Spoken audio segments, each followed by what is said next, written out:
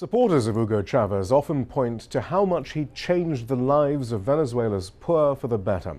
Someone well placed to witness that change was American Charles Hardy, a Catholic priest sent to live in one of Caracas' slums. He's stayed in the country ever since, and he invited Inside Story America's cameras around his old neighbourhood and first described conditions nearly 30 years ago in the days before Chavez. My name is Charlie Hardy. I was born in Wyoming, lived there most of my life. Back in the 60s, this group of missionaries came to Venezuela, and they decided we will just live in the barrios among the people. And that's how I had the privilege of coming and living in Nueva Tacagua. This whole area was built when oil money was pouring into the country. Government housing project,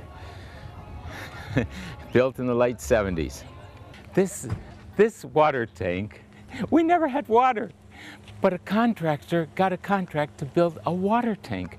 It never had water in it. So that company or that person made lots of money, but it was of no use whatsoever to the people here.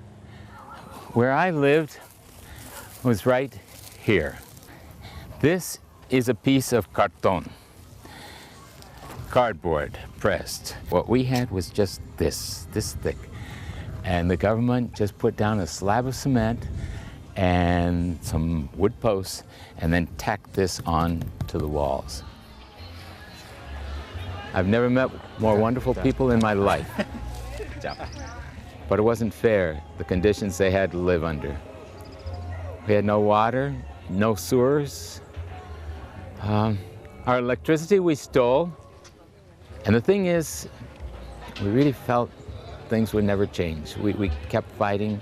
We fought for housing, but outside of here. We didn't want more houses here. We knew they wouldn't last. And when you look at the history of this place, they didn't last. The buildings crumbled, the mountain, there were landslides. Chavez was elected in 1998. He became president in February of 1999. A few months after that, he came here to Nueva Tacagua, and they dynamited one of the buildings because he did not want this place to go on existing. He wanted people to have dignified houses, okay? But on December 15th of 1999, there were massive landslides in Venezuela. Maybe 50,000 people died one night, okay? Hundreds of thousands of people lost their homes.